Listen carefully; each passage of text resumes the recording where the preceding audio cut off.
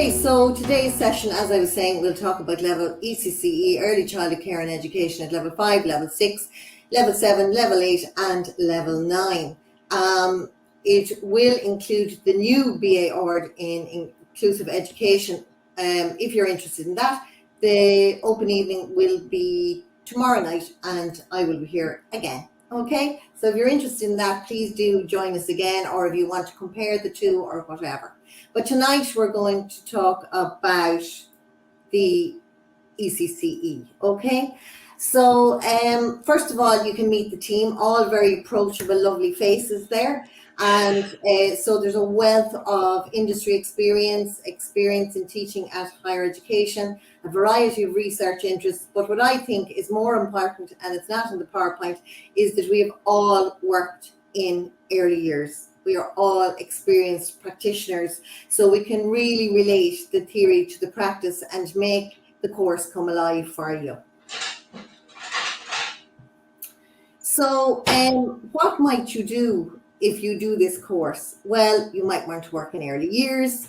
If you do level 5, you can certainly do that. If you want to lead a class, then you will do level 6. And you can also teach in a Montessori school with level 5 or level 6. And you can see there that, you know, for some people, level 5, level 6, level 7, level 8, it really doesn't mean a whole lot. But you can see there the national framework of qualifications. And you can see that level 5 is a certificate. And level 6 then is higher certificate, and then you have an ordinary degree, which is level 7. You have an ordinary honours degree, which is level 8, and then you have the master's degree, which Denise will talk to you about, which is level 9. So the level 5, what will you do if you come to us to study your level 5? Well, you will learn about child development, early care and education practice, so how to put that theory of child development to practical use in the early years classroom, how to sort of foster learning and development through play. Of course, child health and well-being being paramount, because well-being is key to learning and to success. And if we haven't a good sense of well-being and self-esteem and confidence, then it can affect our learning ability. So how to foster that sense of well-being and enhance it with young children is very, very important, building the foundations for all future learning. You will do some work experience, so out there practically. You will learn communications. You will talk about creative arts for early childhood, which is not just art, but it is teaching creativity as such, which is a skill which many companies, I was just reading there about the World Economic Forum, the skills that they reckon that staff will need for 2025, and certainly creativity and imagination and that ability to think critically is in there. So the creative arts in early years is where that begins. And of course, we want equality and diversity in education. We want inclusive practice, which leads to quality of practice and an enhanced self of identity and belonging with the child. And of course, you know, if you have a high sense of identity and belonging, then you have a high sense of well-being. Then you can learn to communicate, and of course, you can learn to explore and discover and problem solve and think for yourself, which is what we want for these children, because they are in their formative years. So how will you do the course? You will do it through blended learning. And what is blended learning? Blended learning, everything you need is there on the ePortobello platform. Okay, so that's your learning base, shall we say. And at the commencement of each module within the course, there will be a tutorial workshop. So the tutor will talk you through sort of an overview of the contents of the course, what is required for assessment, and guide you through that process as well. Of course, we don't all know how to use these platforms instantaneously or anything. So as part of the induction process, you will be walked through how to use the online learning ePortobello. And then coursework is usually set up session by session on a week-to-week basis, and that'll support you to keep on track as well. So because we all know that when we're studying, life can throw us a curveball, and there is no right time to study. So if you're waiting for the right time to study, don't bother. I've studied a lot, and it's never been the right time, no matter when I've ever done it. I think it's the right time, and then, you know, life will get in the way and things like that. But the thing of it is that you take it on, and that you work around the curveballs that life throws you, and that you ask for the support that you require to get there. And that's what's very important. And then there is an opportunity to submit drafts for feedback at level 5 before assignment deadlines. And that can be really good, because you're only learning how to, you know, apply the theory to practice, how to reflect on it, how to write it up, etc. So it's very important that you get that feedback and you take it on board. And of course, your tutor knows your name, and tutor support is provided throughout your study, both at tutorials, and also you will have an opportunity for email contact with your tutor should you require any additional support whatsoever.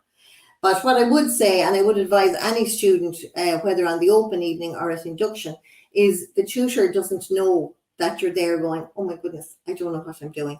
You have to ask for the help. So just send an email to your tutor and say, look, I'm finding this week tough or whatever, and then they'll get back to you. And between you, you'll find a solution to work through it. So definitely the tutor knows your name, and please do make that contact with your tutor, not just at tutorials.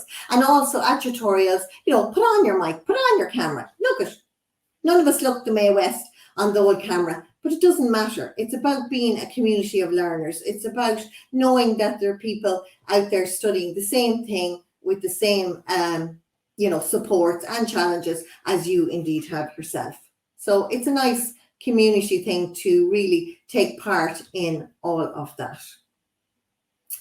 And early childhood, the level 5 then leads you very nicely. So when you've been awarded at level 5, it leads you very nicely into the early childhood care and education at level 6. Now with level 5, as we've said, you can go away and you can work in the setting quite nicely. But if you want to then take on a lead position, you can continue on to do your level 6, or indeed open your own business. So there's 2 routes to do your early childhood care and education at level 6. And one is early childhood care and education per se, and we'll show you the modules that's involved in that in a moment. But there are 4 core modules which you can choose to do alongside other modules for early childhood care and education, or you can do the core modules with ECCE with Montessori modules. So if, for instance, you want to teach in a Montessori setting, then your route would be ECCE with Montessori. If you only want to work in early childhood care and education, that's perfectly fine then, but take the modules relevant to that, okay? So think about at this juncture what you really want. But having said that, if you decide that you go down along the ECCE with Montessori route, then you can still take a leading role in any setting with that. The same way as early childhood care and education, you can work in a Montessori setting. It's just that you won't have a true understanding of the Montessori materials, etc. But it can be done, and people learn along the way. So, you know, all is not lost if you feel you've chosen a different path. So the 4 core modules you will do regardless of which route that you want to take.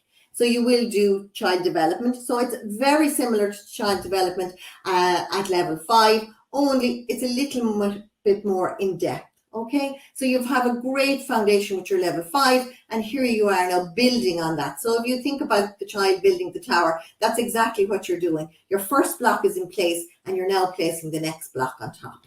So you'll have child development. You learn about early childhood curriculum, so planning and evaluating your curriculum, which is very important in the early years. And of course, ensuring that the curriculum meets the interests and needs of the children and stems from their curiosity and interests, as well as, you know, has enough learning, development, learning through play to meet inspection processes, etc. Social, legal and health issues. So we really need to be aware of this. So in this module, you will cover things like equality and diversity. So again, building on what you've already learned, you will learn a lot about child protection and how to spot it, how to report it, how to deal with it, how to provide support, etc. And you will also reflect on quality in the early years setting and how that embodies then the health and well-being of the child. And then you will look at your own personal professional development. So you will see where you're at, what your goals are for professional development, and you will see that this type of thing runs the whole way through level 6 and level 7. So you're really looking at yourself, beginning to reflect on yourself. And when we talk about critical thinking, we're not talking about criticizing yourself. It's about looking at yourself and seeing, why do I do what I do? And what else do I need to do? Where can I take this? What else can I do? Can I think outside the box here? So that type of personal and professional development. Also involved in that, because at level 6, you will be leading in a leading role in a setting. There is some work around teamwork, running meetings, that kind of thing, and presenting to your team, your work team in your setting. So then if you decide to go down along the route of ECCE with Montessori pedagogy, then you will be doing those 4 core modules: child development, social, legal and health, early child curriculum, and I can't think of the other one. I'm not going to flick back. But you will be doing alongside that early learning environment, early childhood literacy and numeracy, early childhood arts and culture, and work experience in a Montessori setting. Now, Montessori had the curriculum divided up into other areas. So early learning environments will encompass the philosophy of her teaching, and also the role of you as a Montessori teacher in the setting. And it will talk about how she taught the children about practical life skills and enhanced their practical life skills for their future learning, and also how they fostered sensory development. So because she believed there is nothing in the intelligence which is not first in the senses. So she believed it had to be in the senses for it to be in the intelligence. So it's a lot about learning through the senses, touching, feeling, etc. And that sensorial module is very much a basis for maths in later years. But the child knows nothing about maths at the moment, but just that building of that pure foundation of, building a tower, learning about size, formation, cube, etc. Literacy and numeracy, then Montessori believed that the young child could embody pre-literacy and pre-numeracy skills. So that very foundation of literacy and numeracy. And I actually remember teaching a Montessori class a number of years ago, and a student came in on the first night and they said, "Oh, I don't mind any of it now, but the maths, I won't be able to do the maths. I was never any good at maths in school." And they were all panicked. And by the time we were finished, she said, "If only I had been taught maths that way, I would have loved it, from a very early age." So that's what it is. It's very hands-on. It's very concrete. It's lovely. Okay. And then early childhood arts and culture, again, learning about nature, zoology, botany at a very, very, very playful level. Learning a little bit about history, the dinosaurs, where they came from, lots of children are interested in that type of thing. So very much that history, that sense of today, yesterday, tomorrow, etc., that sense of time.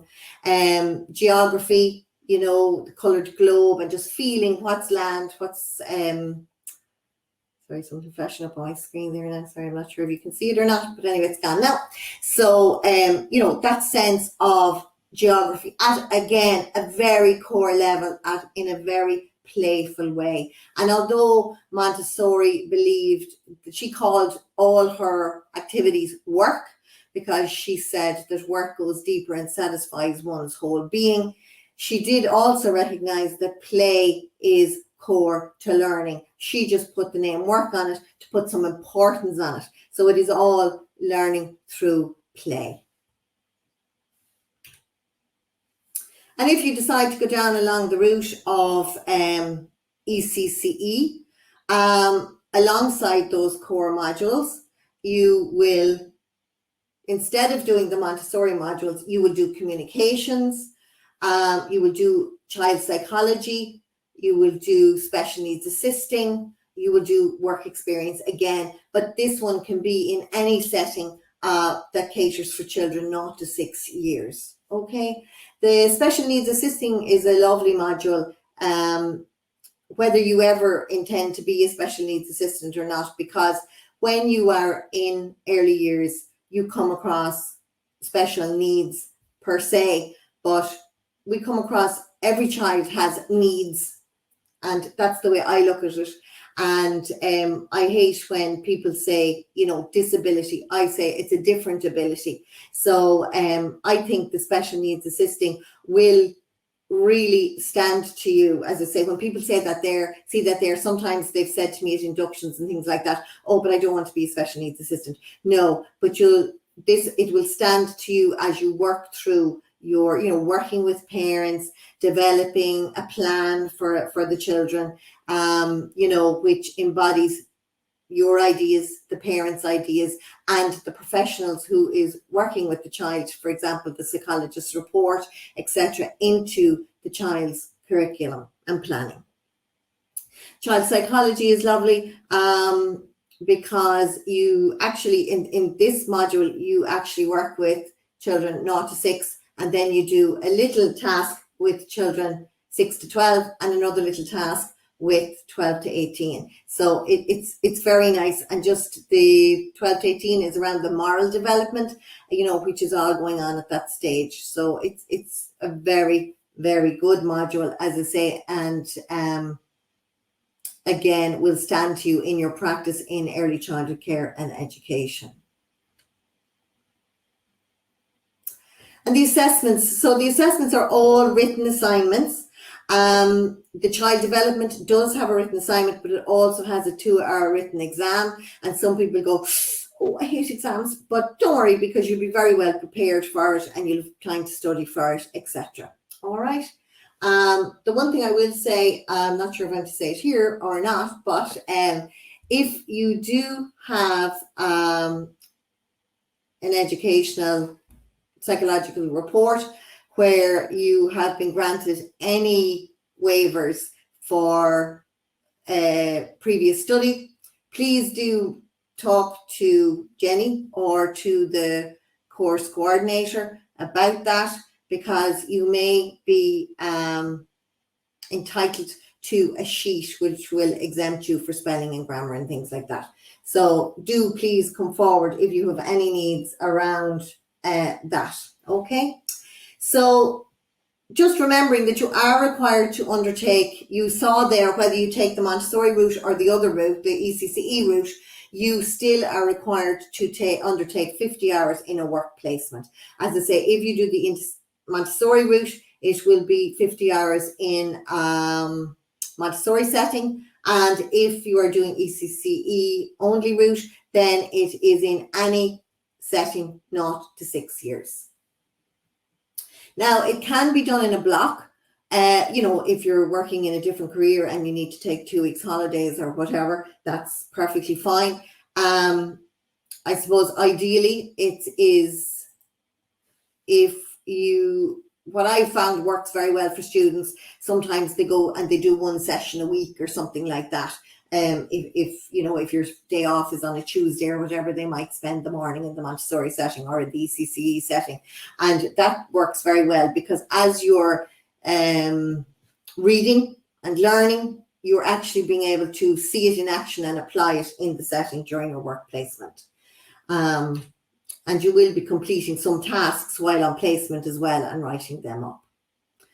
Okay, so what can you do with your level 5 and level 6? So as we said, at level 5, you can work in an ECCE setting. With your level 6, you can work in a variety of settings, and you can lead a room, and you can open and run your own early years service. And just might I add that all the certs, regardless of what level, are fully awarded by QQI, which is the official body here in Ireland, recognised by the DCYA. Okay, so what can you do after your level 6? Well, lots and lots. Why a lot of people then go to work in the setting, or they may already be working in the setting from level 5, and they may work through their study at level 6, and then they may continue on to level 7 and level 8. Level 7 being the ordinary degree and level 8 being the honours degree. You could take a slightly sideways route and go into the BA Ord or BA Honours in Inclusive Education Practice, which we'll be talking about tomorrow night. And then you can do an MA in either Early Childhood Studies or an MA in Inclusive Education. Okay, either route will take you to those. So before we move on to level 7, I'm just going to remind you that Jenny here, Jennifer Materazzi, is the woman if you want to talk more about the course and to enroll. And her details are there, and they're also in the chat as well if you want to copy and paste them off. Thank you very much, Jacinta. See, you are Jenny. You know all about that kind of all those bits and bobs.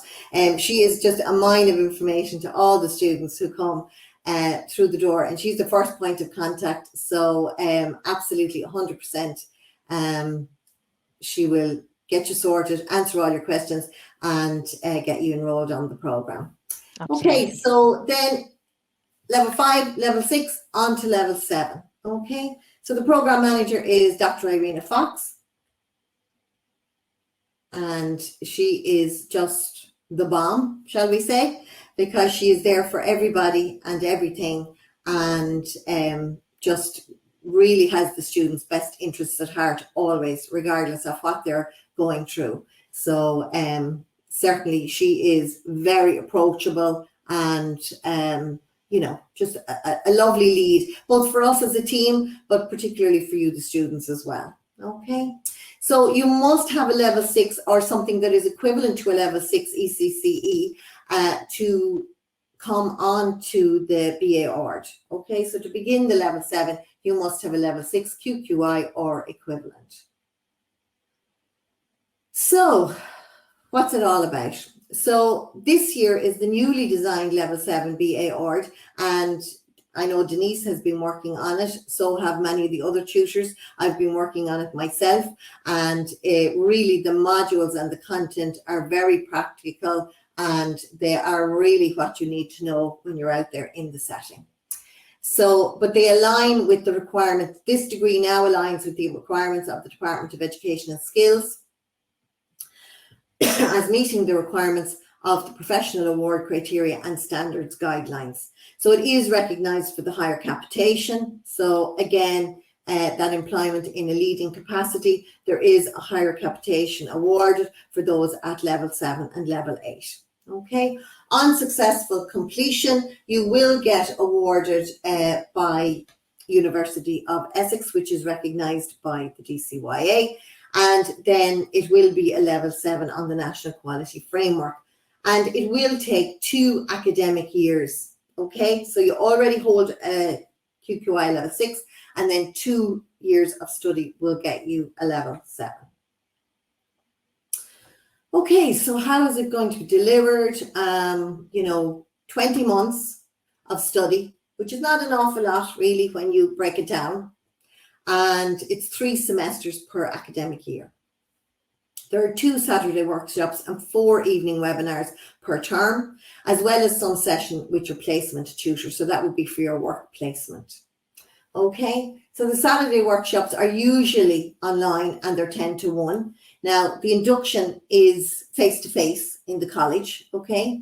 So that's very nice because you get to meet some of your tutors face-to-face, and you will also get to meet your fellow students.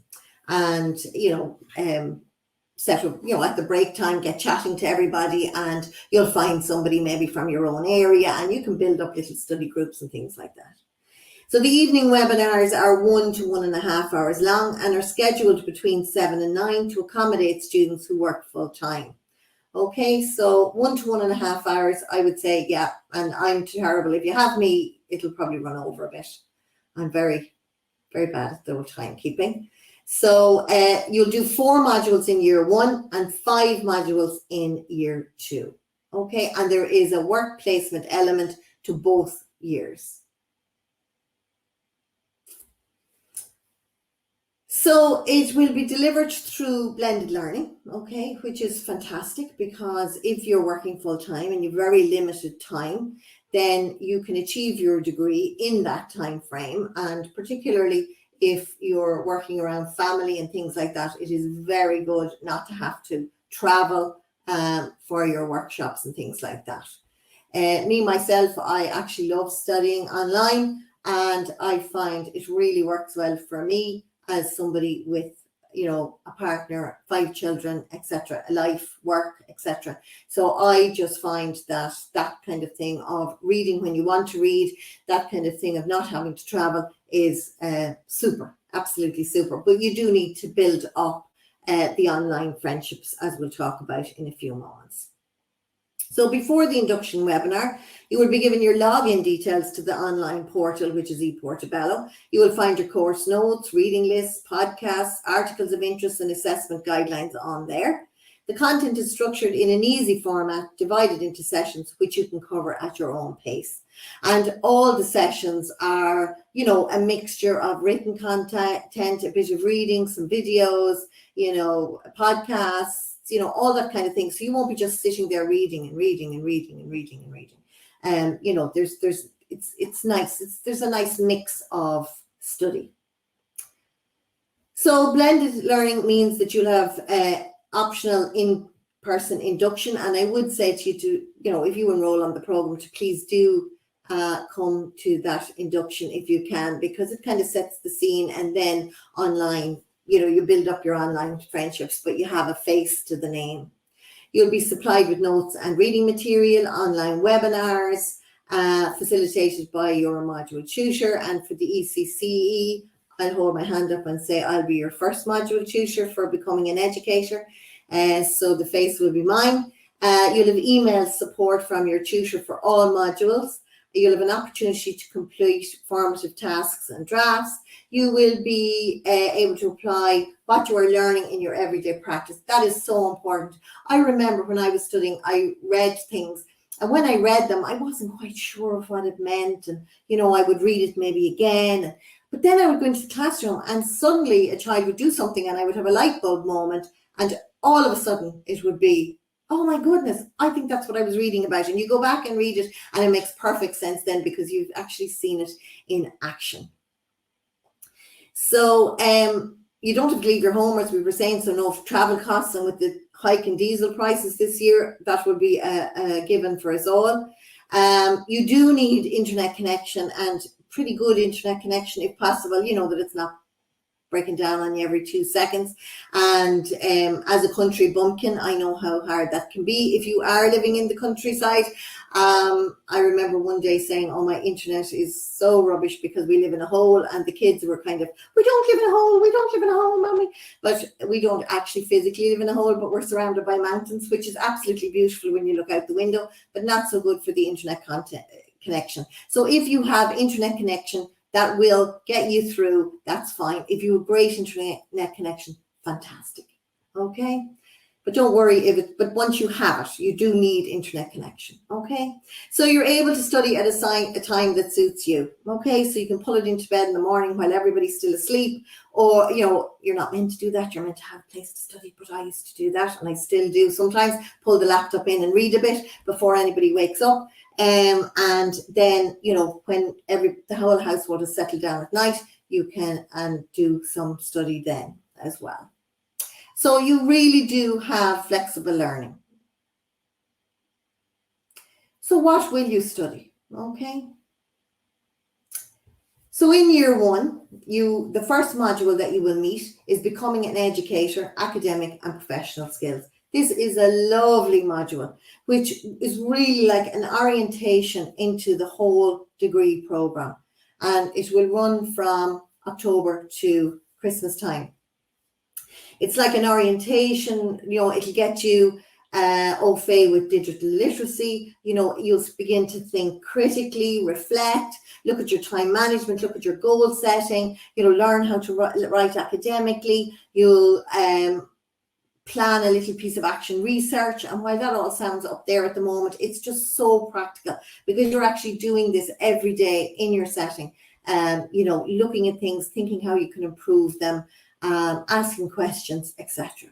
So it's a lovely, nice, easy way into the course, which I personally feel will be the building block, which will allow you to do well in all your other modules. Okay. So then the holistic development of children, you'll be looking at theory and perspectives of how children learn and develop and how learning is all integrated. We don't learn in a bubble. So it's all integrated, all those areas of development, interdependent, and how then you can support that learning and development in the classroom and, how to support team working and peer learning, etc. as well. And then promoting holistic development of children. We've talked about that one. The pedagogical approaches then is very similar. It's kind of like, it's almost like, a step further from the holistic development, where you will look at the educational pioneers, how education was developed, how, it sort of feeds into your everyday pedagogy and curriculum, and pedagogy being the way you teach and the curriculum being what you teach. And then our facilitators, I should say, because really we're co-constructors of knowledge. We're learning with the children.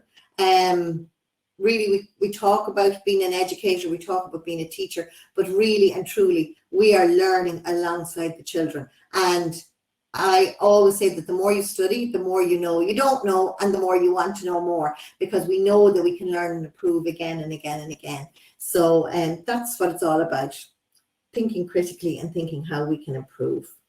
Then we're going to look at reflective practice and professional development.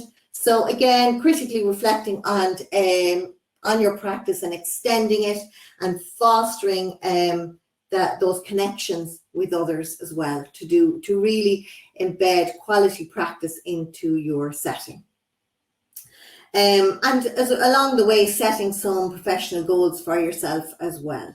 All right. So that's year one in a nutshell, done and dusted, and all written assignments or reports or podcasts, things like that. No written exams. Okay. Year two, then you'll be doing leadership skills for inclusive practice. This is my favorite ever module. It's around looking at the legislation and guidance relating to equality and inclusion and the impact of equality and exclusion on children and families, which is just huge. If identity and belonging gets damaged, it really does impact lifelong learning and success for those children. So really important that we look at that. How are we fostering identity and belonging? And you're hearing the same buzzwords all the time, so you can see that there is an interconnected element between the modules. And then sort of evaluating your own practice and provision and how you can be an agent of change to build a more inclusive practice in your setting. So very important. And then childhood in society, and Denise probably knows more about this one than I do, but I give it a bash anyway, Denise. So you will explore contemporary debates worldwide, so what we think here and what we think suits children here may not be suitable worldwide, and that again, that we suit the children we have, in our setting. But we look at the kind of worldwide concept.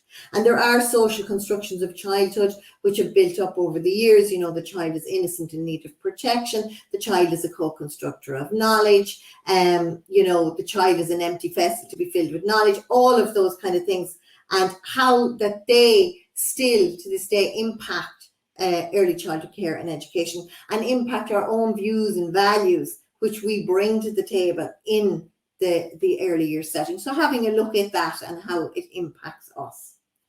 So we will also evaluate policy and practice, themes and debates. So really about what shapes policy development in Ireland, what impacts practice, how does policy impact practice, that professional identity, awareness of quality, and key trends both nationally and internationally in terms of quality practice as well.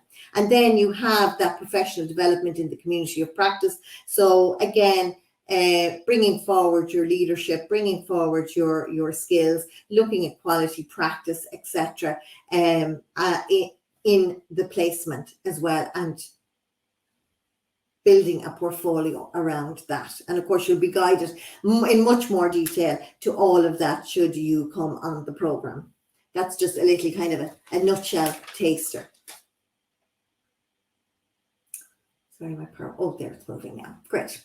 So the assessments are all SMART assessments. So they are specific, measurable, accessible, realistic, and they are, timed, that they have to be in at a certain time or whatever. Okay. So I think it's very important that assessments are SMART, because they are then achievable for all learners. Okay, so there's a range of assessments, because one type of assessment won't suit everybody. So by having a range of assessments, it's allowing the students to reach their full potential. So the broad range of learning styles is thought about in the design of those SMART assessments. So it gives everybody the opportunity to reach their full potential and excel. So as we say, the assessments are essays. They're not exam-based. They're essays. They're practice-based assignments. They're development plans. They might be audits, observations, child studies, presentations, etc. All based on your practical knowledge and skills and your theoretical knowledge. There will be some group assignments as well, which will add another dimension to your learning. They will help to break up the isolation of studying in line, and they will provide you with the benefit of peer learning. And the best way to learn is to learn from each other. I always say to my students, it's not my class, it's your class. I'm only here to facilitate. So, speak up, it's what you need and what you want, and, let's chat. So, you will be asked to read some sessions and then to come online, and then we will have a discussion around that, etc., etc. Your tutor knows your name. Again, make your, at induction, come face to face, because again, the tutor has a face for the name. Put on your cameras, do, have access to the mic, and do type that email to the tutor. Okay, do type that email. And also then, if you need a phone call or a Teams call, ask. Okay, so that is it, because we can arrange further one-to-one guidance. Okay. Okay, so peer interaction. So studying blended is often said to be isolating, but there is a student forum called Work Vivo, and it's a great base to get to know each other. So it's a little bit like Facebook, but it's for the student body. Okay, and the tutors and the staff and everybody else. So we'll all have our own little groups going on, and we'll be popping in and out. But it is a great place for interacting, for asking some questions, for popping up interesting material that you might have found. An interesting document you found, it might be useful to everybody else. Stick it up there. And also, at the beginning of the course, going on and saying, I'm Jacinta Murphy, I live wherever, anybody else from this area, and you'll build up a little study group. I remember years ago when I studied that somebody popped in something like that to something very like Work Vivo, and it ended up that I'm in Kildare, there was another lady in Kildare, and then there was a lady just on the outskirts of Dublin, and the three of us then got together, and we used to travel together and meet up sometimes, well, sometimes for a glass of wine, but sometimes to go through the assignment and to study and to kind of say, you know, what did you read? What did you take out of this? I'm finding this one hard, etc., etc. So, you know, we shared our knowledge, and I think that's a really good thing. The great thing about Work Vivo is that it's a very safe space, okay? So, because I'm sure Denise will back me up on this one, that we've often had the same mistake in 25 assignments because people have been chatting in the WhatsApp group, okay? And there's nobody monitoring that WhatsApp group. So we don't know it's a mistake till we see it in the 25 assignments and we're going, oh, they have that. Oh, they have it too. Oh, they have it too. And then you're thinking, it must have been in the WhatsApp group. So if you put it up on Work Vivo, it's not that we're going to be monitoring what you say or about us or anything like that, but it is like if you're going down a rabbit hole, if you're going down the wrong track, we can just come in and say, look at lads, that's not exactly what was said, it's actually this, okay? So Work Vivo is the student space to interact, to build a social forum, but it's also a space to ask questions and to a safer space, shall we say, than the WhatsApp, okay? You can still have the WhatsApp for other stuff if you want, but certainly for asking questions and that type of thing, do go in there because it will be monitored slightly, that if you're going down the rabbit hole, we'll pull you back. So certainly not isolating when you have all that going on. So interactions at webinars is advised, and sure, as we've said a load of times, put the old camera on. Doesn't matter if you're in the jammies, that's okay too. And just make sure you have the mic working as well, that you can take part in the discussion.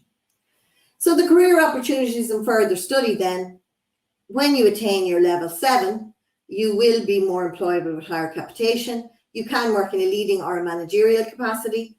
You can work in various roles in the sector outside of the early years setting, and then you can progress on to the BA Honours, Early Childhood Care and Education. And as we know, that the first 5, you know, does have in it that they would like early learning centres to be graduate led by 2025. Okay, so if you're coming on to the level 6, level 5, level 6, level 7 route, then you are coming on to the right pathway for this profession. So what will you do? And again, contact Jenny about the enrolment and further information. And then when you're finished the level 7, it leads you nicely into the level 8. And once you've done the level 7, the level 8 will be no bother to you at all, because it is a early childhood studies research project. So you choose the topic, we supply you with a supervisor, you have one-to-one contact with them, and you produce your dissertation, your thesis, your research project. And, you know, because you're reading around the one subject, and what I always say to people when they're choosing and they don't know what to choose and they're trying to change the world, at this stage, you are trying to show that you can carry out a solid piece of research. And what I would always say to students is, what did you really like reading about at level 7? And see if you can come up with a topic around that, okay? Or what is happening in your setting that you're particularly interested in, you know, that you really want to find out more about. So something of interest. So it's approximately a year, but it's such a worthwhile year, the Early Childhood Studies Research Project. It's just a piece of research, and it's just so interesting. And it's broken down into chapters: your introduction, your literature review, your methodology, and your data analysis, and then a conclusion as well. So, you know, you have all the tools in place to produce your level 8 by the time you get there. So I would say it's very worthwhile to continue on and to do the level 8. If you've studied with Portobello now, level 7, that's all you have to do. However, if you're coming to us from other colleges, you will have to complete the leading practice with children, families and professionals that we've talked about earlier, debating children and childhood, research methods, and also then the project on top of that. So you'll have to do some little kind of bridging study, shall we say, before you complete the project itself, okay? So we've said it's approximately 1 year. You can tell I'm great at following the PowerPoint. I just waffle on. So it's flexible, very flexible, as we've said, very flexible mode of study, and particularly this year because you have that one-to-one contact with your tutor, that it's at a time that suits you both. Teams meetings, it's usually somebody that's known to you from your level 7, etc. So as I say, the support is all there for you. Again, telephone, email, meeting on Teams, etc. can be arranged, one-to-one guidance. So it's with you and your supervisor, and to the discretion of you and your supervisor. So the personal supervisor is appointed, and again, the research supervisor will be somebody who is an expert or has an interest in that particular area that you're researching. So they can guide you then to different authors and different ways, and open your mind a little bit around that topic.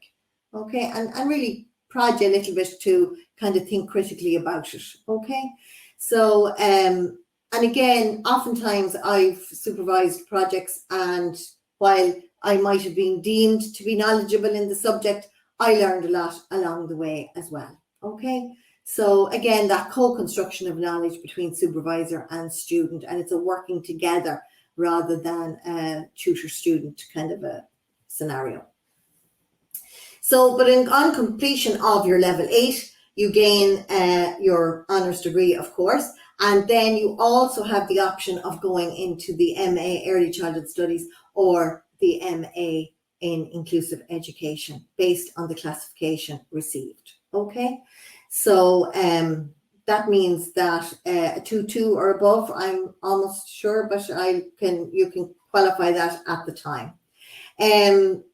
So again, what does the BA Honours lead you to? So you can progress to primary school teaching, so to take on the Masters in the primary school teaching. You can progress to tutoring in institutions of further and higher education. You can work as a consultant privately or for a government agency. You can become an inspector for early education, which I'm just overjoyed about, because for so many years, the people who were coming in and inspecting us did not have a qualification in early years. So I'm very proud of the sector that we now have qualified people who can carry out the inspections. And you can, of course, go into teaching, as we've said, but you can go into the professional MA programs with your level 8. And without further ado, I'm going to hand you over to Denise, my colleague, who is knowledgeable on all things MA. Thank you, Jacinta. I don't know about that. You might move the slides for me, Jacinta. Perfect. So I won't have to upload them because you were just so good at that. Now, I'd like to thank Jacinta. Jacinta, that was so informative. I was learning it myself, actually, as you were going along. So thank you very much for that. Now, I suppose education, when you start it yourself, can become like a bug, and you sometimes feel like you can't let go. So a lot of people love to go on and do their MA. Myself included, would have started education in early years later. I would have been in my 30s, and it just continued and continued and continued. Now, the important thing to remember is you can work through our all our courses, which is fantastic. So because not everybody, especially if you come back a bit after, you know, as a mature learner, we don't have the resources to be able to give up work and go into full-time education. So blended learning is an absolute fantastic way to go. The MA in Early Childhood Studies, this is great. By this time now, you will be after mastering, we'll say, for want of a better word, your academic style of writing. So that will really, really help you here. You will be after getting you know, hungry for knowledge. You will want to go further, and with the MA, again, it is your dissertation will be from your chosen area which is an area of interest to you and which makes it very, very appealable to yourself. Now, the program offers 3 possible exit points, which is absolutely fantastic again. It's because it suits the individual needs of all learners. You've got a postgraduate certificate in early childhood studies, a postgraduate diploma in early childhood studies, and your MA in early childhood studies. So you might start and think, you know what, I'll just do the certificate, and suddenly you'll decide, no, you know what, I think I'll go on. So that's very important for yourself as well, to know where you want to go and how you want to go, and not to put too much pressure on yourself to begin with. Now, note that all enrollments are to the MA, and if exit points are required, they can be discussed on an individual basis. Now, the program manager, Dr. Margarita McGuinness, she is the person to contact for all that information, and she has put a very, very comprehensive program together. Next slide, Jacinta. Now, entry requirements. Your entry requirements for an MA, and this is across the board for everywhere, is you need an honours degree in early childhood studies or a BA honours degree in a relevant subject area with classification of 2.2. A relevant subject area could be anything from social care to community development to, if you have, if you're thinking of coming to Portobello from another college, there is many pathways to come in under the relevant subject area. Your BA ordinary degree in early childhood, if you hold, a 2.2. An exemption can be applied for the level 8. So again, that's discussion. If you need to discuss that, that can be discussed at point of entry. A postgraduate qualification in a relevant subject area, again, as we've described before. I'm like Jacinta here now, I am going ahead of myself. So for some applicants, there can be an exemption applied in terms of classification. Third class honours might be acceptable if the extensive experience of working in the area. So I always tell my students, I'm like Jacinta, I'm there to facilitate. You have a world of knowledge yourself, you're on the ground, you know what's going on, and therefore life and work experience is as important every day as academic experience. Now, the MA studies, it's 2 years. You're again 2 years run through the semesters, so it goes very quick, and it's very, very interesting. Year 1, you will be in semester 1, you'll be covering contemporary childhoods in sociological context. So you will be looking basically at how the society or culture that children are living in, it has an impact on the childhood they will have, the experience that childhood they will have. You'll be looking at pedagogical approaches to early childhood. Again, you'll be looking at theory, the different theorists, Piaget, Vygotsky, down to contemporary reading. And these are the modules at that in year 1. In year 2, an introduction to research with children and young people. Really, really interesting. You will be after getting a love for that during your level 8 dissertation. And this is advancing on that. Now, your MA dissertation will start here, and that runs all year. So you've got a year to do that, and that will really help, because the support you get for that from your you will have your own tutor, your own support group, and again, this is a topic that you will have chosen. It will be a topic for most people who do an MA, something that is close to their heart, something that they've got a real interest in, and something that they already know quite a lot about. So it is very, very interesting for people who do it, and it can actually lead on to further up to doctorate level for a lot of people who at this level get their teeth into this kind of research. Now, psychology of development and well-being are critical professionalism and inclusive practice. In semester 4, while your dissertation is running, you will also decide between these two modules. And it's depending on your personal preference, and it may be also depending on the area you are studying yourself. So your dissertation will run all year, and you will also be taking another module with it.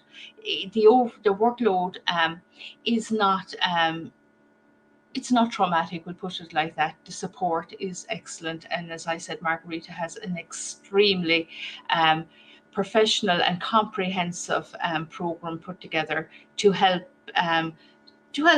you to study and to achieve your MA. Now, completing an MA in early childhood can be beneficial in progressing your career. Absolutely. It opens so many doors. I can vouch for that myself. Because it shows you are interested. It shows you have the ability and knowledge in a lot of areas, and that you're committed to what you do. It enhances your own personal knowledge, of course, and expertise in the area of childhood studies, because this is the area you will be studying. And a lot of you working in your own practice will probably see an area that you would love to kind of say, I definitely think this needs different research, because research informs policy, and policy, as you know, in your early childhood practice, it's so much is around policy, and so there's areas of policy you might say, I think this could be enhanced, and that would be an area that you could actually study. Career paths include lecturing in further and higher education, like myself and Jacinta here, and Jennifer, absolutely. Registration with the Teaching Council of Ireland, again, absolutely so beneficial, so and to enhance your own career. Employment with the Ombudsman for Children's Office, again, this is one of the best possible, I suppose, parts of legislation to come out of the UNCRC for Ireland, and it's children's rights. And with your MA, you could work with this office. Government agencies such as Pobal, TUSLA, AIM, and Inspectorate opportunities again. Now, I'm sure all of you working in the area would have quite a lot to bring to the table in the areas of Pobal and TUSLA and AIM, because you are living the experience every day of these, especially Pobal and TUSLA, the Inspectorate. So I'm sure there's areas that you could even look at an MA, your dissertation in those areas. Employment as a standards verified for awarding bodies, absolutely. This is something we all do as well, and we wouldn't be able to work in this area without having achieved our MAs, all of us in Portobello and higher, and our MAs and higher. But as I said, your level 8 will give you a love for research, and many of you will will kind of, how would you say, you will want to go on to your level 9, and believe me, it's a really, really lovely area of study, because at this stage it's like a personal piece of study, and it means a lot to you yourself. The sense of achievement you will have when you graduate from all our courses. But as you go up, and as you feel, I can do this, it's self-rewarding as well. And we do this at a certain age, we do this for ourselves as well. It's just not to enhance career, but we do it for a sense of achievement, and that's very, very important to our own well-being. The supports we offer in Portobello, we bespoke online materials, handpicked to suit the learner. Support from highly qualified academic tutors. We have years of experience behind us and years of students at level 6, 7, 8, 9 put through our hands. Community of learners and practitioners, as Jacinta was talking there earlier about her work vivo. We have flexible learning to suit the needs of different lifestyles, making education accessible. And as Jacinta said earlier, you know, it's like you learn at a time that suits you. You can work at weekends, you can learn at weekends, and you know, the flexibility of learning is very good, especially for people with other lives. Encouragement and support to become an expert in the field of education by engaging with conferences and with the support of your supervisor.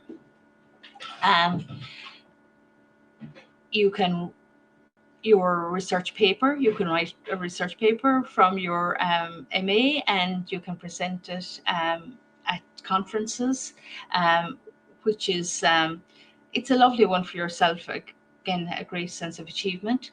It's becoming a critical thinker. Absolutely. And as Jacinta said earlier, it's not about criticizing yourself. Being a critical thinker is being able to look at the information that is out there. And it's all part of academic writing, which is important for your dissertation, because the dissertation for at level 9 is a complete, as at level 8, is a complete academic piece of writing. But I said, do not be afraid of that, because Portobello has a complete and comprehensive booklet on how to write academically. We offer modules in academic writing. We offer supports in it. And you will be giving your tutor, your support tutor, drafts upon drafts upon drafts upon drafts, and they will be looking through it and ensuring that you are getting to that critical thinking area. You're gaining publications and adding to the current bank of research in early education. As I said, you will see in your practice every day, a lot of you, gaps in where you think, and where, as I've always said, you are the person on the ground. Most of you are working and have years and years of experience. You could write a lot of these modules yourself if you put your mind to it, because you have that bank of information. And the MA is a real place where you can showcase this for yourself and for others. For policy, influencing policy, to me, is very important from the ground up instead of from the ivory towers down. So that's important. Supervisors and research interests. When you outline what you would like to research yourself, you will be matched with your tutor by Portobello. Denise Flood, partnership with parents, child protection and welfare. Margarita McGuinness, outdoor risky play, STEM education, or ICT in early years, psychology, cognition in early education, special needs and inclusion, research methods. I'm reading here, complementary and sequential designs, quasi-experiment, research design. You know, it's endless. The opportunities are endless. Colette Saunders, children's rights, professionalizing the workforce, and workforce policy, action research. Rachel Dunn, gender, therapeutic work with children, play and play therapy. Olivia Hamill, professionalizing the sector, leadership and heuristic play. Denise Baker, that's me. I am a children's rights advocate. I research myself in the area of ethnic minority groups and human rights. Creena Blackburn, quality in ECL, early learning and childhood and care, policy development, a role of practitioner, research methods, online and participatory. Samantha Cooney is trauma-informed teaching practice, special education and culture in childhood. So you can see, I even had trouble reading them there. It's endless. We can support you in any area that you chose your research in. So thank you for listening. Please let us know if you have any questions. Again, Jennifer is your woman. Jennifer, you're in high demand. But if I could add there at the end, just from a personal side of things, I would have started myself and did level 5, level 6, level 7, level 8. I've done 2 level 9s. I'm just starting something else at the moment. And I have worked throughout. I have held 2 and 3 jobs at times at the beginning when I needed to, and but the opportunities from further education and a sense of achievement for yourself, sometimes it is so empowering, and so I look forward to seeing you all, hopefully climbing the ladder with us. Thank you very much for listening. Thank you very much, Denise and Jacinta. Thank you, ladies. I do have a question from Frances, and she says, does the higher capitation still apply since the new core funding? That's a good question, Jacinta. What do you think? Because the new core funding has just come in.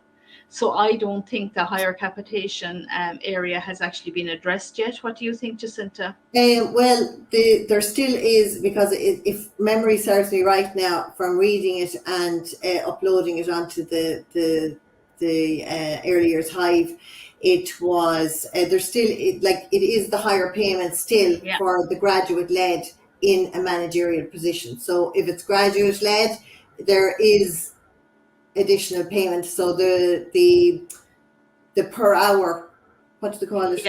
The per because per hour you're earning more.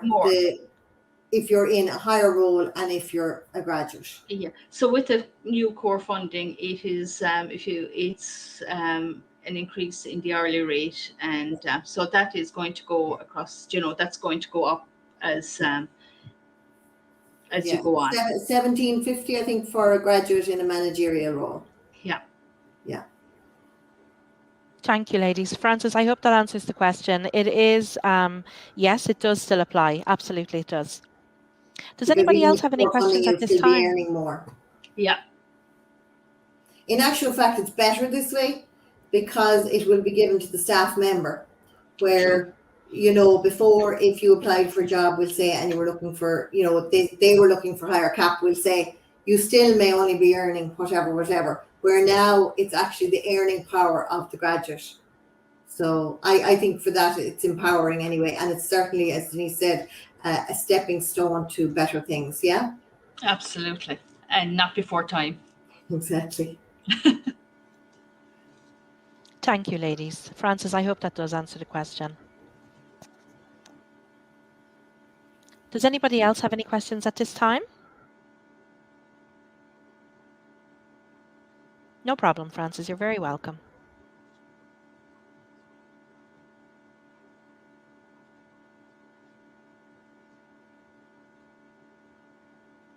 I don't see any other questions from any attendees, ladies.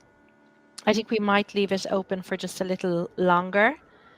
I'm certainly available via email and phone. My hours are from 8 a.m. to 4 p.m. weekdays. So feel free to give me a call. My details are on the website. My number is 01-892-0031, or you can send me an email. That's no problem at all. The deadline, Frances, for enrolling on the level 7. So the course does actually commence on the 1st of October. I would say the deadline is probably around the 28th. I'll try to register as many learners as I can, but I think around the 27th to the 28th is when we will have to close registration and enrollment. Once you have your level 6, Frances, and you can send that to me, and we have a clear photograph of that via email, we will then be able to discuss the level 7 with you, answer any questions that you have, and I can help you with the booking, or you can secure your place on the course via the website directly online. And just to add to that, Frances, the induction is the 8th, so the 8th of October. So if you're enrolling, keep that free. You've sent it already, Frances. Thank you so much. That's great. So I presume I would have come back to you to say, yes, you are good to go. Here's the link. If there's any questions or queries with regards to the link, if you're a little bit nervous doing it online, give me a quick call and I'll be able to take the payment while I have you over the phone. Stripe is the online payment system that we use, and we will be able to complete your booking at our end. Generally, it takes about 48 hours for learners to receive login details. You'll receive an email with logins to the ePortobello, this online directory of information, and you will also receive other finer course details that you require. Do we have any other questions that we can assist with at this time? No. Jacinta and Denise, thank you so much for your time. Oops, we do have something from Margaret. Is the induction for the level 8 on the same date as the level 8? Is the induction is the level 8 induction on the same date as the level 7, I'd say. Do you have the details of the induction for the level 8, ladies? I don't. Do you, Denise? No, I don't either. The level 8 BA Honours degree commences on the 15th of October, Margaret, if that's what you meant. The level 7 commences on the 1st. Jacinta has confirmed the induction is on the 8th. The BA Honours level 8 degree commences on the 15th of October. That's the date I have here that's on the website. Sorry, Jacinta, go ahead. No, I was just going to say to Margaret that usually it is sometime in the first week or the weekend after, just after you kind of have a little mooch around on the site and that kind of thing. So, but we could clarify that for Margaret. If you want to get in touch, Margaret, we can clarify that with you. Margaret, I'm taking note of that, so that's no problem at all. What we'll do is Margaret and Cronin. I'll be in touch, Margaret. Francis is asking if the induction for the level 7 is online. We're actually having face-to-face this year for the first time in a number of years due to COVID. But I think you can join online as well. Now, I'm not 100% sure on that. So, Francis, if that's something that you particularly wanted to do online, then again, just email in, and even if you have Jenny's email, she can bang it over to one of us. But yeah, it is person to person this year. And so you will bring your laptop and kind of will be getting you kind of started and up and running and that kind of thing. So yeah. Yes. I did hear that it was available online also. These sessions are recorded, which is fantastic, ladies. Yeah. And you may be able to access it remotely, which would be great. Yeah. Every session really. But I just confirm. Yeah. We will. Yeah. So Francis, I will be in touch with you about that tomorrow, if that's okay. Thank you very, very much. Yes, that's fine. You can email me. Okay. I don't see any further questions there. Ladies, I'm always here. The whole team are very, very ready and available and very, very happy to help. So if there's anything at all that you can think of in the coming days, certainly drop me a line and I will get back to you right away. If it's between 8 and 4, I'll be able to give you a quick call or drop you a line. And thank you so much for your time this evening. I look forward to working with you all. And me too, absolutely. Thank you, ladies. Thank you, Jacinta. Thank you very, very much, Denise. Thanks, Jennifer. Thank you to all who attended. Have a lovely evening. Take care. Take care.